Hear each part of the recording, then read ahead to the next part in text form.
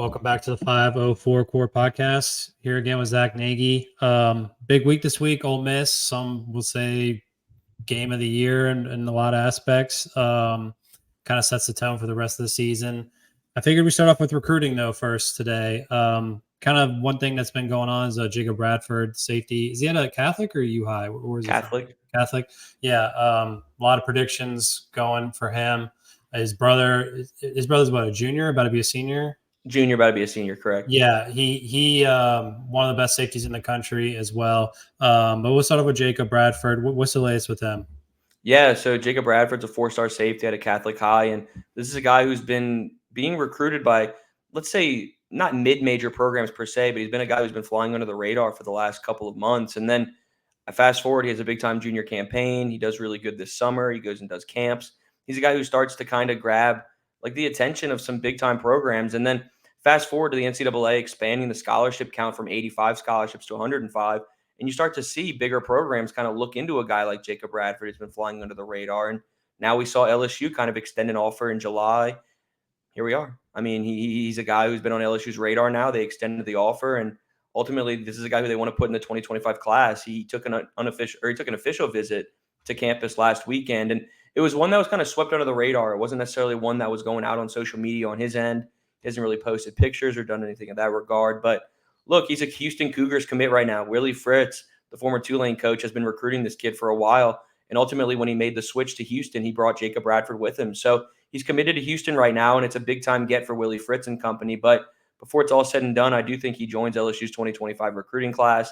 It's a position of need in the defensive backfield. He's a guy who can play the nickel. He can play the star. He can play safety if you need him to. He can really do it all in the defensive backfield. So Jacob Bradford's kind of a Swiss Army knife and a guy who Brian Kelly and defensive coordinator Blake Baker are really pushing for. So, look, he was on campus last weekend. It was a big-time opportunity for him to be around a bunch of LSU commitments. There were double-digit LSU 2025 commitments on campus. He was the only non-commit on campus. So to get him there was a big-time deal, and I was told he's going to be back on campus this weekend as well for an unofficial visit for the Ole Miss game. So Nice. He's trending in the right direction. And, we've seen kind of the big guys like Wilt Fong put in a prediction and a couple other guys. And for me as well, the people that I've been speaking with, not to piggyback on what they've been saying, but it's a guy who I would put in my 2025 class prediction as well. I think before it's all said and done, he joins, and I think it'd be done sooner rather than later. What? How many kids they got on campus coming up for the Ole Miss game? There's going to be a lot. There's going to be one that they bring in a lot of 2025 guys, but they're also going to be pushing forward and doing 2026 guys as well. And when you look at the 2027 class, if you go even deeper, a guy they've been pushing for is Elijah Haven, 5-star quarterback, number 1 player in the country, and he's right here in Baton Rouge. He's right around the corner. So this is a guy that they might try to get him on campus as well unless he goes otherwise. He's not a confirmed official visitor, but he certainly has the green light to come in town whenever he wants. So they're going to be making some big-time recruitment moves this weekend in 2025, 2026, and you might see a couple 2027 guys as well, including 2027 quarterback Trey Taylor making his way to town too. Yeah, I was going to say, are they making any pushes for any 26 quarterbacks? Obviously, you got Bryce Underwood coming in, number 1 player in the country, number 1 quarterback. Are they going to kind of take like a stop year or gap year between quarterbacks? Are they pushing for anyone right now in 2026? I think they've kind of swung and missed with a couple of guys in the 2026 class. And when I say swung and missed, it's kind of take that with a grain of salt. You weren't necessarily putting your foot on the gas for a lot of guys. Like Dia Bell went elsewhere. You had a lot of other guys who came in for unofficial visits over the summer, but eventually went elsewhere. Brady Hart going to Michigan. These are guys who are coveted 4 or 5-star quarterbacks who knew that the opportunity to get playing time sooner rather than later would be kind of bleak. It just wasn't going to happen. So for me to kind of answer that question for now, I'm not going to see them put their foot on the gas for anybody in the 2026 class. I think you take your kind of approach in the transfer portal, maybe get a 1 kind of year rental and then go and get 1 or 2 guys in the 2027 class. But for me, that 2026 class isn't as important at the quarterback position because you have a guy like Underwood and you can utilize the portal if you want to. I mean, think about it. Think about all the quarterbacks that came before, just Burrow, just how big of a disaster it was. And then now next year you're looking at, if Nussmeier comes back, you're going to look at Nussmeier, Colin Hurley. I don't know, is AJ Swan coming back? Is he out of eligibility, do you know? Or has he got another year? Yeah, no, he's got more eligibility. You'll get AJ Swan, Ricky Collins, and Colin Hurley. Those are the 3 who would kind of return unless they enter the portal. And then obviously if Garrett Nussmeier doesn't go to the draft, he's back too. And then you add Underwood to the fire too. So you're going to have a lot of guys. I'd be a little bit surprised to see Ricky Collins ultimately stay. I think he has the chance to go elsewhere and see immediate playing time. I don't think he'd get that in Baton Rouge with Underwood kind of underneath him. So we'll see what happens there. But if Nussmeier goes to the draft, then it's going to be a fun time in Baton Rouge because you can go get a 1-year rental if you want, or just give the keys to the car to Bryce Underwood. So it's a good time to kind of be Joe Sloan right now dealing with that quarterback room because he's got an excess amount of talent. Yeah, great problem to have. They think about, like I said, think about all the quarterbacks before Burrow. It was a disaster. So great problem to have. Moving forward, it does seem exciting for that. Is there any kind of lean or kind of tell on Elijah Haven right now, or is it? I mean, he's obviously a local kid, so one would assume it'd be LSU. But is he made anything known on what he likes and doesn't like as pertains to his recruiting? He's been pretty mum on the subject right now. It's just so early in his recruiting process, being a true sophomore in high school. He's kind of hitting that gear right now where a lot of the programs in the country are starting to reach out, extend offers, etc. We've seen the LSUs of the world, Auburn. He was at Alabama last week or the week before. So he's taking his time right now, just getting a feel for what the programs can offer. But you can certainly bet that LSU is going to be a program that's at the top of his list, considering A, it's the hometown school, and B, Joe Sloan is really starting to develop a nice relationship with him early in his process. So Elijah Haven's going to be a fun one to monitor. And I think at the end of the day, LSU is going to be one that's at the top 2, top 3 before it's all said and done, before he shuts things down. Are there any kids this weekend you could see pop after this weekend? Because LSU is going to be live this weekend in Death Valley. So I could see maybe, if there's someone, you think there's someone that could pop after this weekend? It just depends. The 2025 class is pretty much set in stone. You might see 1 or 2 more additions. And if you were going to ask me, one of them would be Jacob Bradford. Does Jacob Bradford pop after this weekend? Time will tell. He's pretty disciplined in his process. We'll see if he does it this quickly, coming off of an official and then an unofficial, but kind of watching what the recruit's doing, not what he's saying. His kind of the proof is in the product. He's sitting there doing all these different things. And when you look ahead to the 2026 class, still early in a lot of those guys' recruitment as well. They're kind of reaching that peak of their recruitment time as a true junior. So we'll see. I'm not quite sure if anybody pops just yet, but once that official visitors list is final and we can see who's kind of going to officially be in town and who's going to be making their way in on Saturday night, that's when we'll kind of get a grasp on who might be trending that way. Okay. Yeah, that's good to know. And then Ole Miss, obviously, LSU's dealing with a couple injuries. I saw a press conference. I don't know if it was yesterday or whatever, but they were asking Kelly about injuries. He seemed pretty hush about it. What are you hearing about it for this weekend for LSU on LSU side? Yeah, I mean, injury-wise, look, Brian Kelly's I'll use the word mum. I'll use it again. I mean, he's been pretty mum on the subject when it comes to injuries. He'll just use the terms upper body, lower body, day-to-day, questionable. He's pretty kind of NFL-oriented about that. So for me, look, he's been pretty quiet about it, but you're going to get your 3 guys back that you were worried about, and that starts with cornerback Zy Alexander. He worked through concussion protocols, and he's good to go. And then you also look at somebody like Caden Durham, who I was told dislocated toes, so he's been dealing with a foot injury, and it looks like he's also going to be 100% going into this weekend as well. Last guy on that list is CJ Daniels. He's a guy who re-aggravated a knee injury from the past, and Brian Kelly said that he's going to be practicing this week as well. So the 3 guys that you were relatively worried about, and CJ Daniels, Zy Alexander, and Caden Durham, sounds like all 3 of them are going to be good to go for practice this week. And then kind of the last one. Look, we've been waiting for the Chris Hilton debut for weeks now. We've been waiting to see him touch the field, and this is a guy who's just had an injury-riddled career. He's been dealing with a quote-unquote bone bruise since mid-August. If you were to ask me, not quite sure that's a bone bruise. I think it's a little bit more severe, and they've been staying quiet on that front. But the plan right now is for him to make his season debut this weekend against Ole Miss. They've waited to get him to 100%. They think he's that. So we'll see if he touches the field this weekend. But that's a big-time addition in that receiver room heading into SEC play to add a vertical threat in Chris Hilton. Do you expect him to, if he is a full go, do you expect him to play much, or what's the expectation around him?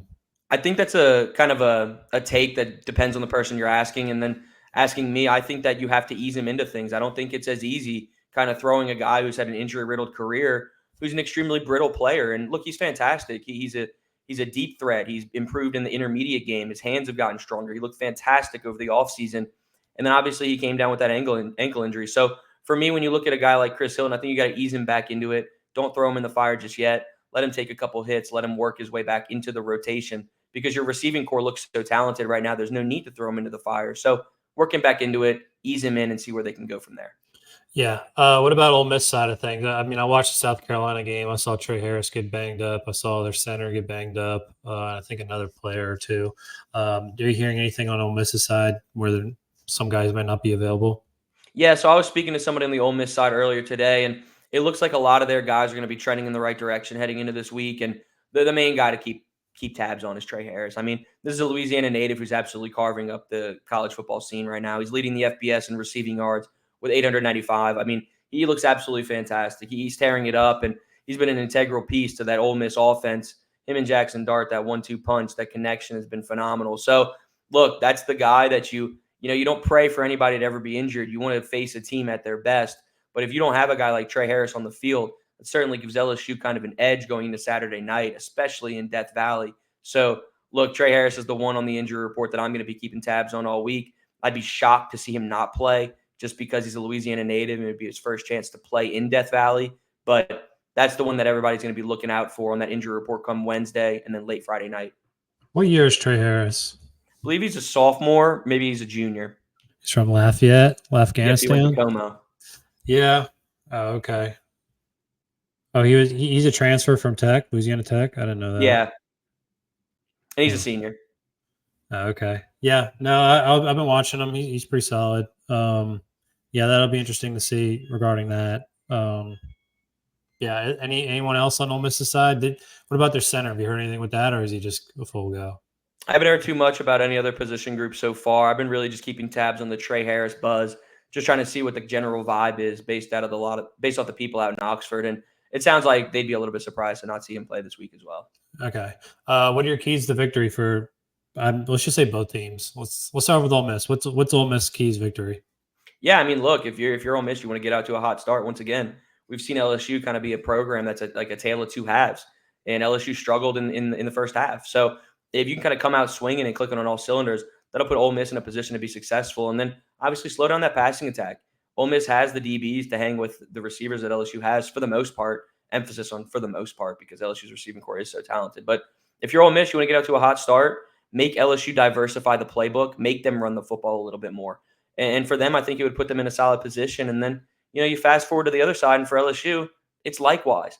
You have to get out to a hot start. You cannot let a team like Ole Miss take a lead early and let them punch you in the mouth. So that's, for me, a thing that I'm going to be keeping tabs on because, look, if LSU can come out and punch Ole Miss in the gut, this is a team that has not responded well to adversity, and we saw that in the Kentucky matchup. So you make them face adversity. I'd like to see how they respond. So, look, kind of bringing it all back together here.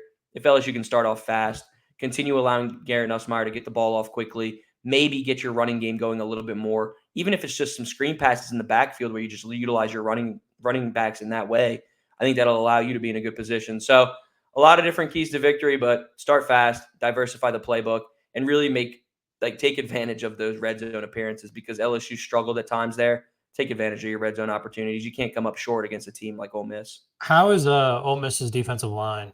It's really talented. It's good. They've got some transfers, and it starts with Walter Nolan, who's a guy who was a little bit banged up. But Walter Nolan's a guy who's fantastic, and I'm really intrigued to see what happens with him this week because he's been an integral piece to their defensive line this season. Even if the stat sheets and the box scores don't necessarily show it, he brings a lot of attention from the offense. So he's going to play a big-time role this Saturday night. Yeah, no, I think that's key. I think if LSU can run the ball, LSU has to get up early. I think if LSU goes down 7-0, 10-0, it could be interesting real fast. I also think turnovers are a big part of the game. I think that'll play a big key into it. But yeah, I think Death Valley will be rocking. I think it'll be, a tough game for Ole Miss. And I think it'll be a tough game for LSU. This is like the first, I would say first time they've been really tested, but USC was a pretty good test. But, coming off a bye, getting SEC opponent at home, this is the real deal. So what are your score predictions for Saturday? Also kind of piggybacking off what you said, dude, this is like one of, if not the biggest game of the year. This is one that's going to set the table for the SEC championship. You lose this one and your back's against the wall to make that SEC championship game and ultimately punch your ticket to the college football playoff. So this is one that has a lot of implications for both programs. Obviously, you look at LSU right now, who's 1-0 in SEC play, so they have a slight advantage. But look, you have to go out and win this game, and you have to start off strong, or else you're going to dig yourself into a hole that you cannot get out of. And when I look at a score prediction here, I still think Ole Miss ultimately pulls it off. I think when you look at the kind of the betting lines right now, it's hovering around that 63.5, 64.5 over under, which also gives Ole Miss that -2.5 favorite. So Vegas is predicting a 34-31 game, and I'm kind of hovering around that spot too, kind of 37-28, 37-21 look. I think Ole Miss covers. I think Ole Miss wins as of right now. I think LSU is going to make it a dogfight, but I think the offensive firepower that Ole Miss attains going up against an LSU defense that just quite hasn't figured it out just yet. I think that they have the edge going into it, and I think Vegas has a really good grasp on it as well. And I mean, I'm not usually one to sit here and agree with the books. I would usually give my own opinion here, but I think setting that line at about 63, 64 is right on the money. I think giving Ole Miss that -2.5 is kind of a nice line for them as well. So for me, I think that 34-31 range is a really good spot, and I think Ole Miss does pull it off in the end. Did it drop back down? I saw it open at 2.5, and then I think it went up to 3. So I think a lot of people started jumping on the Ole Miss train, the Lane train. Let's see what it's at right now. What book you use? 3.5. I'm just looking at ESPN's. Obviously, you can use FanDuel or whatever, but Ole Miss 3.5 now. So a lot of late juice. Not late, but a lot of juice coming on in Ole Miss. So that's interesting to see regarding that. Let's see. And then what's the over-under? 63.5. You think they'll go over? It was hovering around that 63, 64 range. I think it goes over just because, look, it's LSU, Ole Miss. Like, these are two firepower offenses that have shown that they can put points on the board in a hurry. So, look, I would never bet the under in a game like this. That's for sure. Yeah. I saw one bet. My friend, shout out JD, he said no team to score a defensive touchdown. You'd be laying some juice, but it's -285. I thought that was a pretty interesting bet, but I could see you getting fucked on that. That's an interesting bet. Yeah, Nussmeier getting desperate or something, or Dart getting desperate and just throwing something stupid. I could see it weird. It wouldn't surprise me in the slightest, honestly. Yeah, but I thought that bet was pretty interesting. So I'm trying to think what else. Is there anything else Ole Miss-wise that we haven't talked about? Look, I mean, Jackson Dart's just the type of player that you can't really bank on him making that many mistakes. He's leading the SEC in yards and touchdowns. He's a guy who's been fantastic. And he's a player that can do a lot in the blink of an eye. And Brian Kelly talked about that on Monday when we had the chance to sit down and talk with him. Just don't underestimate a player like Jackson Dart. He can kill you in an instant. And we saw that last year when he would make heroic play after heroic play. He's carried a lot of momentum into this year as well. So Jackson Dart's a player that you can't really mess around with. And LSU secondary just hasn't really hit its stride yet. You're playing a true freshman in Deshaun Spears. Jordan Gilbert hasn't necessarily been fantastic. He hasn't been terrible. He started off the season slow. He's kind of starting to hover in the right direction. But when you look at the secondary as a whole, there's a lot of holes, pretty much. Yeah. I mean, there's a lot of spots right there that Jackson Dart and this offense can abuse. And Lane Kiffin's going to do that. He's going to try to exploit that secondary as best he can. We've seen him do it time and time again. And I wouldn't be surprised to see him do it again this year. And especially if Trey Harris is on the field, man. Like, Trey Harris is an absolute animal. Like, this is a guy who's carving up college football right now. And I know we've seen Ole Miss kind of play against some inferior opponents in the first 3 weeks of the season, but when it comes down to it, Jackson Dart, Trey Harris, et cetera, have been really, really lighting up college football. So LSU's going to have to limit the explosive plays from Ole Miss in order to kind of succeed come Saturday in Death Valley. All right. That's well said. I know you watched Saints game last night. Quick thoughts real quick. Yeah, man, look, I haven't been a Derek Carr advocate. I think those first 2 games of the season were an outlier. I think we all knew that weeks 3 through 18 were going to be a mess. Here we are. Unfortunately, he's hurt now, and I never want to pray for an injury on a guy. But look, now you can potentially throw Spencer Rattler in the mix and see what he's made of. But not to get off course here, last night's thoughts were Derek Carr was not it. I mean, he's just not it. He just keeps making mistakes time and time again, and he's not doing anything in order to make this offense kind of churn in the right direction. So for me, I haven't been very pleased with what he's doing at all. It sucks that he got injured. But now you have an opportunity for a guy like Spencer Rattler to enter the mix and see what he's made of. And obviously, if they start Jake Haener, I'll probably jump off of a cliff. But it's gonna be Haener. Come on, let's be honest. Like, I'm gonna be sick if they do that. I really will. Like, I'll be sick. I'd love to see a guy like Spencer Rattler enter the mix and show what he's made of. Even if, like, who cares at this point? Like it just doesn't really matter that much. So for me, yeah, dude. Like, I want to see Spencer Rattler enter the mix and show what he's made of. That's it. Yeah, I feel like most fans do. It's a casual take. Like, you're right. Like, most fans want to see that. Like, That's a casual take. Like, but no one mentions Hainer. It's hilarious. Like everyone's like, "Oh, Rattler, it's Rattler." It's like, no, bro. Like everyone, it's Hainer. Like, I'm sorry, Makes me sick. It is what it is. But all right, yeah. If you don't listen to me rant, me and Corey rant about it. Did like late night pod about it last night. So I'm gonna be sick if he starts. Yeah, it is what it is. You know, you kind of knew what it is. So, you know, Leopard can't change his spots. Dennis Allen and Derek Carr are the same. So it is what it is. But yeah, we'll end with that. If you guys can like and subscribe, go Tigers. And I don't think I ever gave my prediction. I'm going to say LSU wins 28-24. I think it's a little bit lower scoring than people think. So I like it. I like it. We'll go with that. But yeah, like and subscribe, and we'll see you next week.